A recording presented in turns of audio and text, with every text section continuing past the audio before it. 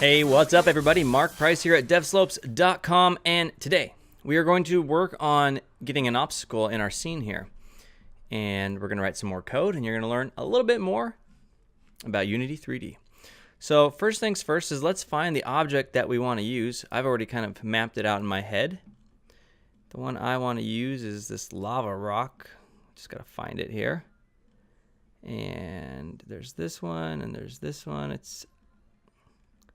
I believe it's this one that I want to use. Rock 04 underscore lava. And I'm just going to drag it on to the scene. Now, it's not anywhere where I really want it, as you can see. So I'll just move it. There we go. Just press Q to go into pan mode here. And okay, so it's right there. And so we're going to do our game a little bit different than Flappy Bird. It's a little bit small. I'm going to press E to scale it bigger. And that's looking real good. So what I want to do is in our game, you're going to have this one floating rock, okay? Well, just like the towers in a Flappy Bird game, those little pipes, the Mario pipes, okay? In this case, we're just going to have this rock that goes up and down, and you got to dodge it, okay? And so in this video, we're just going to get the up and down movement going. It's going to be moving along with the stuff and moving up and down, but in this one, we're just going to get the up and down movement. And so a few things anybody can think of when they're starting to build this is, well, how high does it go and how low does it go? Well, that's up to you, the game designer and developer. If we move it up, we probably want it somewhere around there. So you can still see it on the screen. And as far as down goes, probably somewhere around there. Okay? And so those are the ranges that we want to hit. Just back and forth, back and forth. Now, these objects here, okay, they're moving from the right to the left, and then they move back to the right when they've moved to a certain spot. We're translating them continuously. In our case, ours has a repetitive motion where it goes down and back up and down and up. And so I think there's some better tools we could use. We could do it the very similar way that we did this, where we're just using like the vector3.translate, and then when it gets to a position, we translate it in the opposite direction. But I think there's a better way, and there's some other things that we can learn today, specifically coroutines. So here we go. We got the object that we want. I'm going to go ahead and go to my scripts folder here, right click it, go to create new C# script, and we're going to call this rock. I'm going to double click to open the file.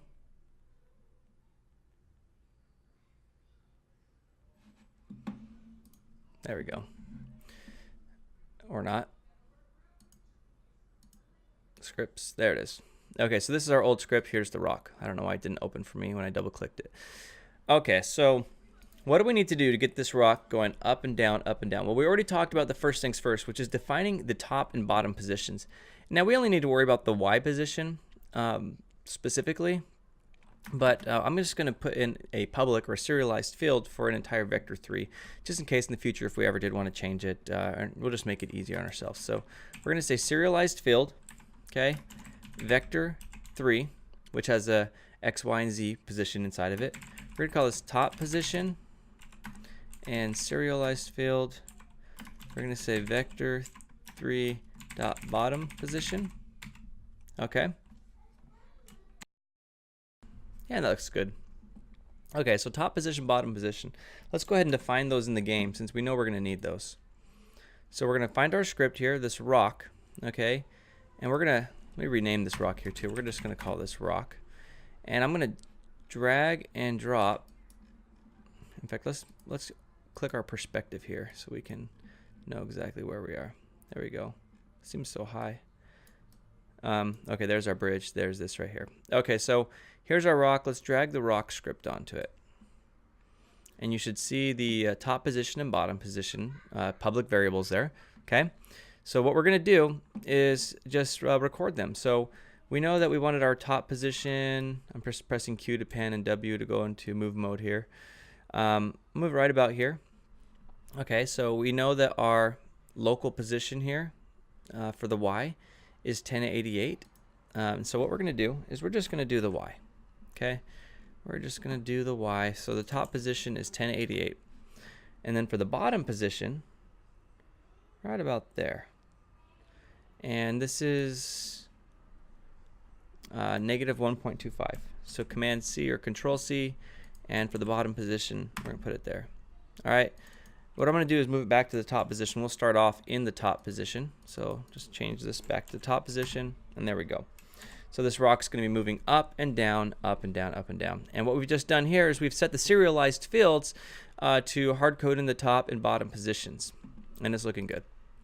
Okay, so how do we get this thing moving up and down, up and down? Well, last time we just did in the update function here, we just checked positions, and if it was some other position or beyond a certain position, we move it back. We could do the same thing here. We could say translate vector3.up if we need to go up, and then once we hit a certain position, we turn it to down.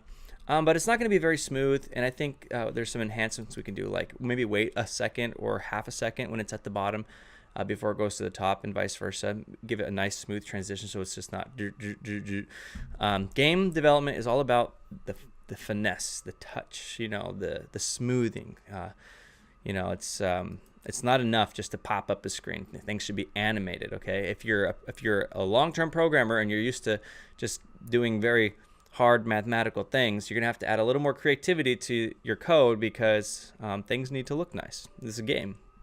Okay, so how would we do this? Well, we're gonna learn a new concept today, and this is called a coroutine, okay? So what we're gonna do is we're gonna create this function of sorts called IEnumerator. We're gonna call it move, okay, like so. So what is an IEnumerator? Well, this is an interface in C#. So this is a C# thing, and this is an advanced topic in C#. Okay, I'm not going to dig into the details of IEnumerator. You can go look up on Google what is an IEnumerator in C#. More or less, it's a very special way of enumerating through objects or through anything that you want to enumerate through, which you might not be able to normally do like in a for loop of some kind. And specifically for us, it's using a coroutine, so things that have time in Unity, okay? So like if we want to pause for a few seconds, or we want to move something within a certain period of time, we can do that inside of this IEnumerator. Now again, it's complex, very, very complex. And so the best thing I can recommend that you do right now is just read the Unity documentation on coroutines, and look at some of their example documentation, and you'll be able to see how they're using it and what it's for. And you'll learn a little bit more as we move along here. So what do we want to do? What we want to do is we want to move the object down, and then when it gets down, let's pause, move it up. When it gets up, pause, move it down. An infinite loop of movement. But we're not going to use the update function at all. In fact, we can just get rid of it here. We're going to use a coroutine. Okay? And again, the most important thing I could ever tell you about coroutines is when you need to have pauses or move things over a period of time and wait, and you need to be able to just have timings and things like that. Think of a video game like where a first-person shooter or third-person game where you're walking a dungeon, a third-person game. You're walking through a dungeon, and all of a sudden, it's time for the boss battle. So the cave behind you breaks in, okay, and then these enemies spawn. You know, you could use a coroutine for that. You could say, okay, once the player has passed this trigger, I want to wait 3 seconds, and then I want to make the rocks fall down. Then I want to wait 2 seconds. Then I want the enemies to pop out, and then I want to wait 5 seconds, and I want the boss to come out. And you can do that all with coroutines. Okay, so what do we want to do? Well, we want to check if it gets past a certain position, and then move it the opposite direction. So we're going to do a while loop here, okay? And we're going to say while mathf.abs, okay? Mathf.abs is basically the absolute value. Whenever you're working with Unity, this is so important. Stop and listen to me right now. When you're working with Unity or games in general, you're going to be working with positive numbers and negative numbers, okay? If you want to check the distance between 2 points, okay, you can't always just say, you know, A minus B. You can't do that because some are negative values. Your numbers are going to be wrong. Like if you're in the negatives and you want to, and that's, let's say, point A and point B is in the positives, you can't say A minus B because to get your distance, because it's going to give you inaccurate information. So you need to always get the absolute value when you're working with negative numbers, when you want to work with distance and things like that, okay? So that's what we're doing here. We're just ABS. So if I pass in, let's say, a negative 10 here, that's just going to produce the value 10. Okay, ABS. This is high school math. Absolute. The absolute value. But of course, we don't want negative 10. this is what we want to do. We want to put in the target of where we're moving, okay? The top position or bottom position. Well, how do we know which one we're moving towards? Well, maybe we need to put a parameter here in this function, okay, called target. And what we'll do is anytime we call this move function, we'll pass in if we're going to the top position or the bottom position. So what we want to do here is not -10, but we want to say target minus transform dot local position, okay? Local position, and we're going to say, actually, in fact, let's put this in parentheses as well, okay? Because what it's going to do here is it's going to subtract the vector 3, okay? So this is what's going to happen here. Target minus transform to local position. Well, local position is a vector 3 and target is a vector 3, okay? So we're going to take one vector 3 and subtract another one, okay? And then we're going to get the result of that, which is, or we're going to grab the y result, okay? This one minus this one, and let's get the y, okay? The distance between the y point. We don't care about the x, we don't care about the z, okay? And then we're getting the absolute value of this, okay? The positive number, okay? And so what we're going to do is we're going to say if it's greater than 0.20f, okay? So why am I doing that? Why am I saying, wait a minute, if the target where we're going versus where we currently are, if we're subtracting that and getting the difference, why wouldn't we just say if it's greater than or equal to that? Well, the thing is, when you're working with games, okay, there's frames, okay? And they're always updating. Well, it can actually skip a value. So if I was to actually say 0.05, that number is so small that it's very possible that it would skip over that number, and then this function would never be called here, or we'd never go into this while loop, which is not good. And so I'm just giving myself a little bit of a spacer here. I'm just not saying, I'm not making sure that there's 0. I'm actually just giving a little bit of a spacer. When it's about 0.20th of where it should be, then we're going to move it back. And that gives us some time to stop, okay? And you can play with these numbers to see what I mean. Okay, so while, oh, I'm missing my closing parentheses for this while loop. Okay, so math f abs, okay? So we're passing in this abs the absolute value of this y position. And of course, this y position is calculated by taking this vector here, subtracting this vector here. So where we want to go to where we currently are, subtract that distance, get the y distance from that. We don't care about the z or the x. And then if that's greater than 0.20, meaning we're further out than the stopping point, then let's move it, okay? And if this is really confusing to you, just read it over and over and over again until you understand it, okay? I like to draw things out in my head, map things out on paper sometimes. Like, it's okay to draw pictures. I do that all the time. If you need to draw pictures with this, like one object subtracting this object, go ahead and do that, whatever it takes, okay? So now that we know we need to move, this is what we're going to do. We're going to create a new variable, vector 3. I'm going to call it direction. And we're going to use a ternary expression here to determine which direction we want to be moving. So if target.y, so if where we want to go, the y position of it, is equal to top position.y, so if the place we want to go is the top position, that's all we're saying here, then let's move up, vector 3.up. Otherwise, let's move down, okay?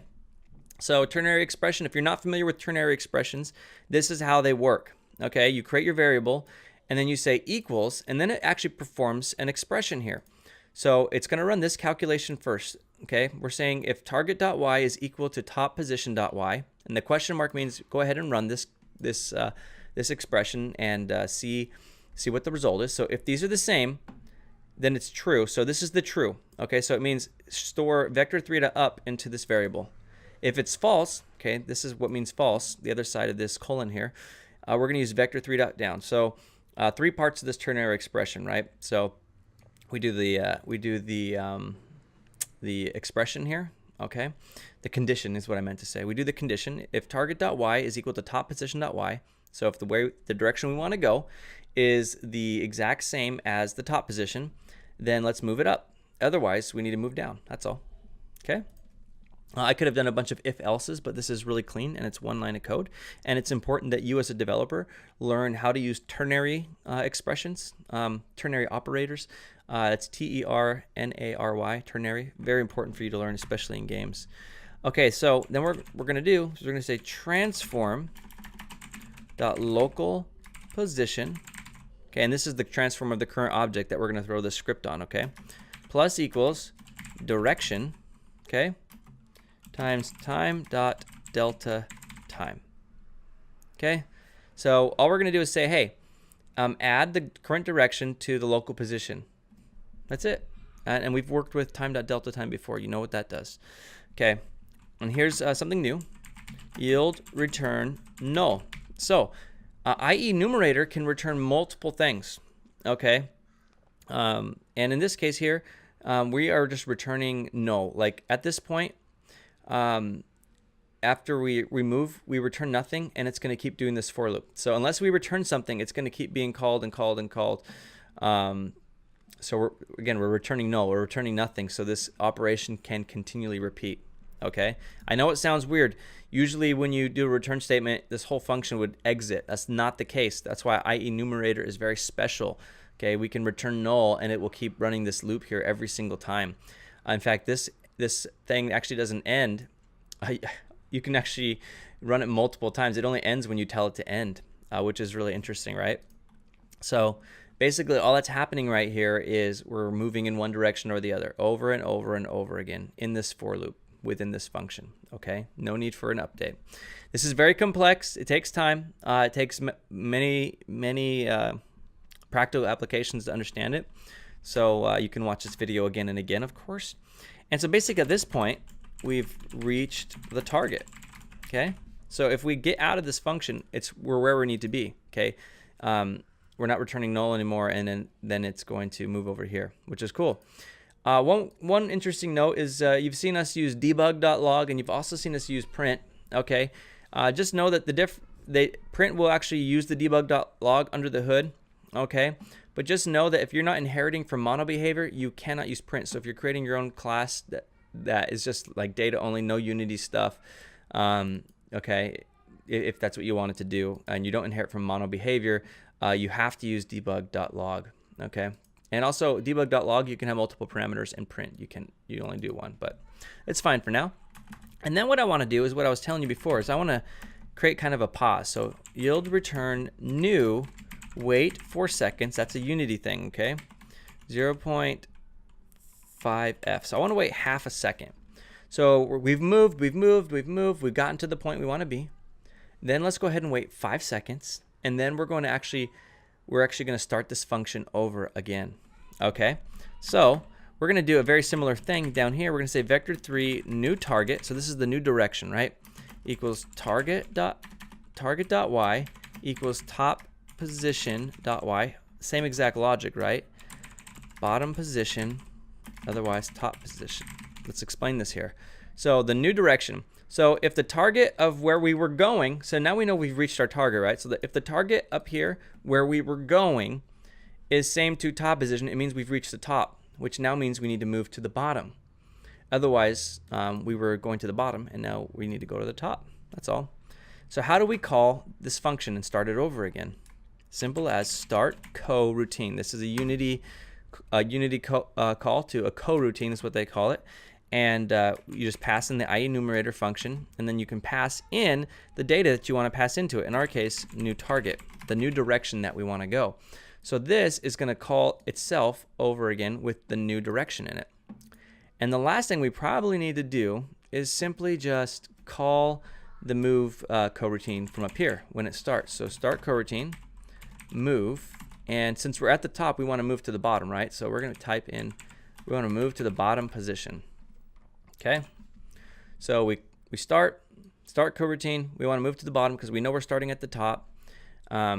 While it's going to run some math to see how far apart they are. If it's greater than 0.20th, okay, then let's just keep moving in that direction. If it's not, meaning if we're less than or equal to this value here, it means we need to stop, and we've gotten to our target, and then we need to wait for a half second and then move into a new direction. Okay. Again, if you're confused at all, you can do this video again and again. It does take time, but I don't think there's anything more I can do to explain it. It just takes practice at this point. So here's our rock, okay?